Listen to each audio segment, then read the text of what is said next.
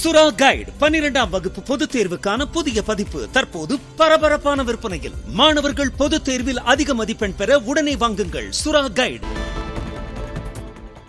மதுரை பழங்காநத்தம் நேரு நகரில் மோகன்ராஜ் பிரகல்யா தம்பதியினர் கடந்த 6 ஆண்டுகளாக கார் மற்றும் பைக் சார்ஜிங் ஸ்டேஷன் நடத்தி வருகின்றனர். அங்கு 20 லட்சம் ரூபாய் மதிப்புள்ள மென்பொருளை ஊழியர் ஒருவர் திருடிவிட்டதாகவும், அதனால் 125 கோடி ரூபாய் மதிப்பிலான தொழில் பாதிக்கப்படுவதாகவும் விரைந்து நடவடிக்கை எடுக்குமாறு கோரி மாநகர காவல் ஆணையரிடம் அவர்கள் புகார் அளித்துள்ளனர்.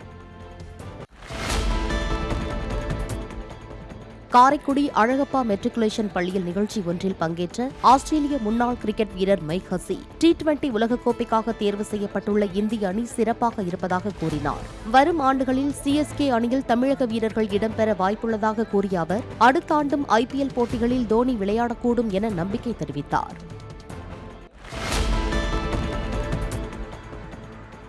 சென்னை கடற்கரை ரயில் நிலையம் அருகே உள்ள எலைட் டாஸ்மாக் மதுக்கடையில் ஒரு பாட்டிலுக்கு 20 ரூபாய் கூடுதலாக வசூலித்த 5 ஊழியர்கள் மீது நடவடிக்கை எடுக்க சென்னை உயர்நீதிமன்றம் உத்தரவிட்டது.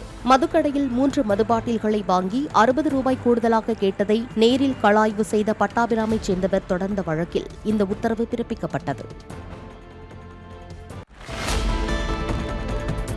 சென்னை அண்ணா நகர் சாந்தி காலனியைச் சேர்ந்த ரவிச்சந்திரன் என்ற 70 வயது முதியவரிடம் நிலம் வாங்கி தருவதாக கூறி 3,62 லட்சம் ரூபாய் மோசடி செய்த நன்மங்கலத்தைச் சேர்ந்த தரகரான பழனி கைது செய்யப்பட்டார். வெளிநாட்டில் பணியாற்றும் தனது மகன் அரவிந்த் அனுப்பிய பணத்தை இழந்து ரவிச்சந்திரன் தவிக்கும் நிலையில் இந்த மோசடியில் தொடர்புடைய சத்தியமூர்த்தி என்பவரை போலீசார் தேடி வருகின்றனர். நெல்லை மாவட்டம் வள்ளியூரில் பெய்த கனமழையால் ரயில்வே சுரங்கப்பாதை தரைப்பாலத்தில் தண்ணீர் தேங்கியது. அந்த வழியாக 65 பயணிகளுடன் வந்த அரசு பேருந்து மழைநீரில் சிக்கி என்ஜின் ஆஃப் ஆகிவிட்டது. பேருந்தில் இருந்து வெளியே வர முடியாமல் தவித்த பயணிகளை தீயணைப்பு மீட்புத் துறையினர் வந்து பத்திரமாக மீட்டனர். சென்னை பழைய வண்ணாரப்பேட்டை MC சாலையில் உள்ள ரெடிமேட் ஆடை விற்பனை செய்யும் கடையில் தீ விபத்து ஏற்பட்டது. தகவல் அறிந்து அங்கு விரைந்த ராயபுரம் யானைக்கவுனி தீயணைப்பு நிலையத்தினர் தண்ணீரை பீச்சி அடித்து தீயை கட்டுக்குள் கொண்டு வந்தனர். விபத்திற்கான காரணம் குறித்து போலீசார் விசாரணை நடத்துகின்றனர். குப்பையில் வீசப்பட்ட தண்ணீர் பாட்டிலின் லேபிளில் இருந்த பேட்ச் எண், தொலைபேசி எண்ணை கொண்டு பாட்டிலை விற்ற கடை மூலமாக அதை வாங்கியவரை கண்டறிந்து குப்பையில் தரம் பிரிக்காமல் வீசியவருக்கு கோவை மாநகராட்சி மேற்கு மண்டல சுகாதார ஆய்வாளர் சலை 10,000 ரூபாய் அபராதம் விதித்தார். ஆர்எஸ்புரம் பகுதியின் பொது இடத்தில் குப்பை கொட்டியவரை கண்டுபிடித்தது போல மற்ற இடங்களிலும் கண்காணிக்கப்படும் என அதிகாரிகள் தெரிவித்தனர். திருப்பூர் மாவட்டம் அவரப்பாளையத்தில் வீடு புகுந்து இளைஞரை வெட்டி கொலை செய்த வழக்கில் கைதான 7 பேரில் ஒருவர் விசாரணையின் போது தடுக்கி கீழே விழுந்ததில் காலில் ஏற்பட்ட எலும்பு முறிவுக்கு மாவுக்கட்டு போடப்பட்டு அரசு மருத்துவமனையில் சிகிச்சை பெற்று வருகிறார். பணத்தகராறில் மோகன்குமார் என்பவரை கொலை செய்த வழக்கில் கைதான யுகேந்திர பிரசாத் கொலைக்கு பயன்படுத்திய ஆயுதங்களை அடையாளம் காட்டுவதற்காக குப்பச்சிப்பாளையம் சென்றபோது தடுக்கி கீழே விழுந்ததாக போலீசார் தெரிவித்தனர்.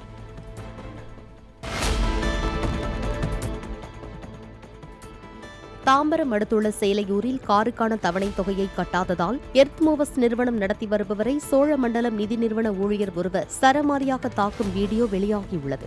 ஆனந்தன் என்ற அந்த நபர் மறு பைனான்ஸ் முறையில் தனது ஸ்கார்பியோ காரை அடமானமாக வைத்து நிதி நிறுவனத்திடம் 3 லட்சம் ரூபாய் கடன் பெற்றுள்ளார். மொத்தமுள்ள 23 தவணைகளில் 18 மாதங்கள் பணம் கட்டியுள்ள நிலையில் உடல்நல பாதிப்பு ஏற்பட்டதால் ஆனந்தனால் நடப்பு மாத தவணையை கட்ட இயலவில்லை என கூறப்படுகிறது. தாக்குதல் குறித்து அளித்த புகாரில் போலீசார் விசாரணை நடத்தி வருகின்றனர்.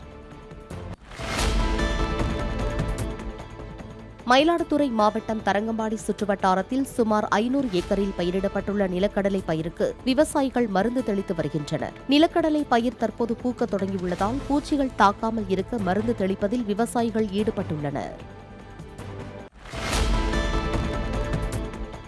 சென்னை அடையாறில் பேருந்தை ஓரம் கட்டும் போது இடதுபுறமாக சென்ற கால் டாக்ஸி மீது இடிப்பது போல சென்றதாக கூறி மாநகர பேருந்தை வழிமறித்து அதன் ஓட்டுநருடன் கால் டாக்ஸி ஓட்டுநர் ஒருவர் வாக்குவாதத்தில் ஈடுபட்டார்.